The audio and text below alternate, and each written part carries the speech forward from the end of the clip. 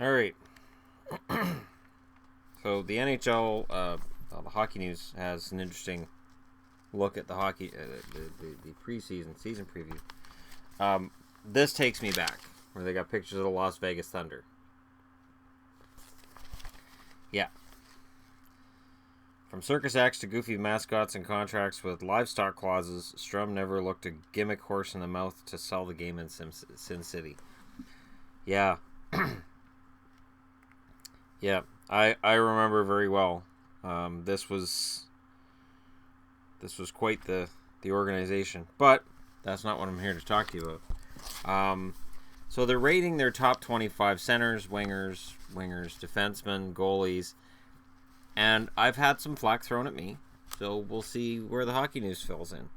The number one center they say is Connor McDavid. They have him ahead of Sidney Crosby and Evgeny Malkin. Malkin's third. He's ahead of Austin Matthews at fourth. And then I'll just go through some interesting ones. Mark Scheifele's at 7. Tavares is at 9 ahead of Sagan. And he still has Giroux at 19. I probably wouldn't have him that high. I'd probably slot him behind Ryan Johansson. They have Johansson at 20. They still have Stamkos at 17 ahead of Couture, and with the amount of time he's missed, it makes it harder and harder to rate him. They have Carter at 23rd ahead of Backlund, and Kopitar's still in there at 25. So, that kind of surprised me. Top 25 left wingers. They have Johnny Gaudreau at number 1 ahead of Jamie Benn, which is weird. I have to say, even as a Calgary fan, wouldn't you find that weird that Gaudreau's rated ahead of Benn? And Marchand's down to 3rd. Ovechkin's at 4th. And they have an article here that's all doom and gloom the beginning of the end. So if you don't like Ovechkin, they got an article in here for you. They have Andre Palat at number 7 ahead of Jeff Skinner at number 9. Which to me is again weird. And I understand they're actually rating left wingers. They're not just talking about points. They're talking about rating left wingers. I just don't know that I would have Palat on my team ahead of Skinner. They got JVR there as well. They have Forsberg down at 12th. If Forsberg can ever put together a full season of scoring the way that he shows in bits and spurts, then he'll be a point-a-game player, but he's got to show that over a full season. They've got Sebastian Aho in here at 16 ahead of Rickard Rakell. The funny thing, of course, being that they're predicting Aho's point totals are going to go down. So I'm not sure how that's going to work. And again, and much like could be predicted, there's no Canucks in the top left wingers or centers. I'd be very surprised if there's a Canuck listed anywhere in the top 25 anything right now on the Hockey News. Right wing, they got Patrick Kane at number 1, Nikita Kucherov at number 2. I'd flip those two. Honestly, I think Kucherov is the best right now. But that's me. Tarasenko at 3, Patrick Laine at 4, ahead of Blake Wheeler. You could make an argument that Wheeler's been there a little longer and he's been very consistent. And then they got Pasternak at 6 ahead of Michael Granlund. I love Pasternak. I wouldn't put him ahead of Granlund. Stone. They got Kessel at 10. Bobby Ryan at 20.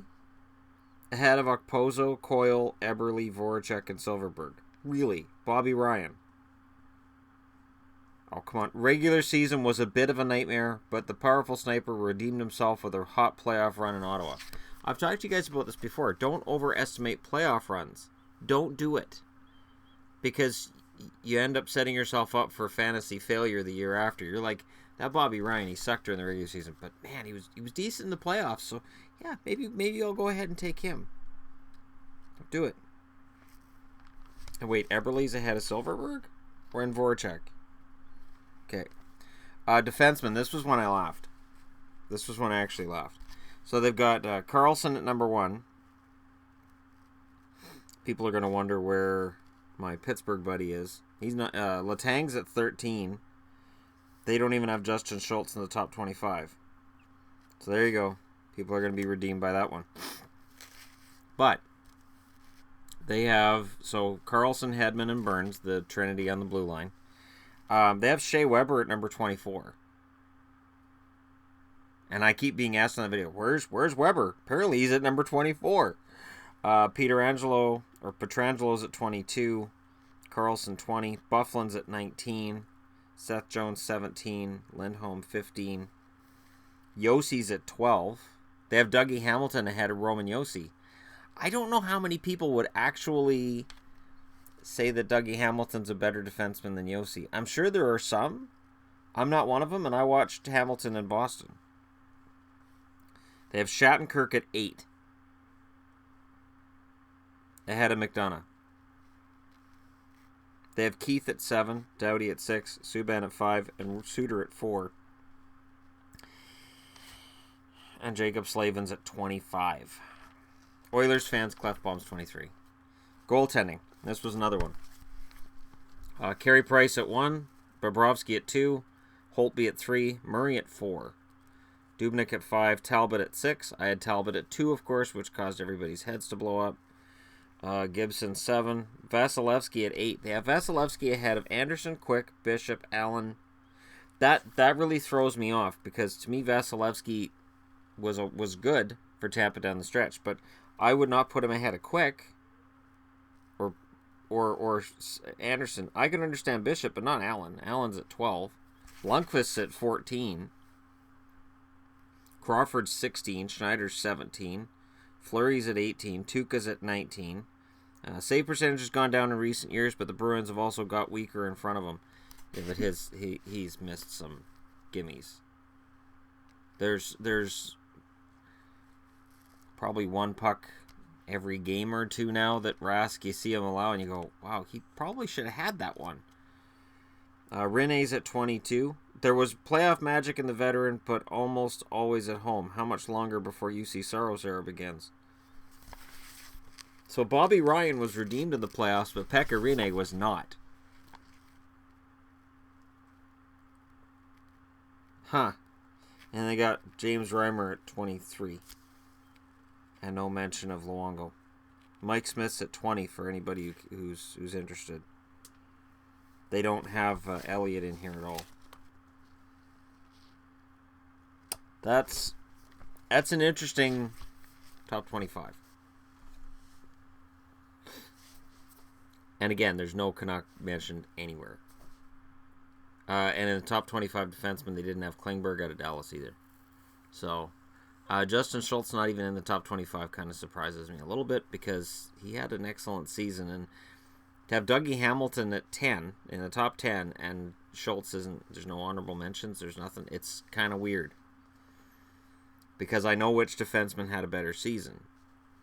So to have Bobby Ryan in there and say, well, he had a really good playoff. Well, wait. Justin Schultz had a really good season altogether. And it's the right side. I can understand the left side. Left side in hockey is always weaker. There's always less goal scoring from the left side than the right. That's why Ovechkin's run has been so incredible, because he's done most of that on the left side. And the left side is not goal scoring alley exactly. It's usually the right-handers or right wingers. Number 25 on the right wingers is Jakob Silfverberg. Number 25 on the left wingers is Nick Foligno. So, I would put Silfverberg offensively ahead of Foligno. Point totals don't necessarily bear that out yet, but I think they will. It's just so weird.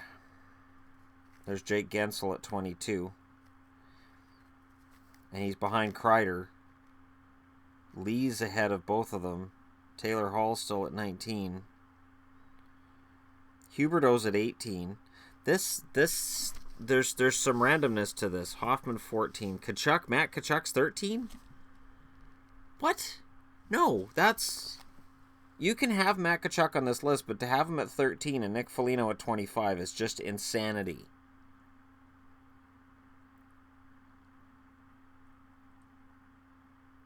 That's insanity. Seriously. Matt Tkachuk ahead of Hoffman, ahead of Saad. Taylor Hall. Part of it for me is this. So when I see these lists, I think, okay, could you trade this guy for this guy? When the answer's not in your life, I have my doubts. Let me know what you guys think in the comment section below, especially if you've got this magazine. I highly recommend it. I'm still one who buys magazines because I like reading things on paper because I'm old. So, there's that.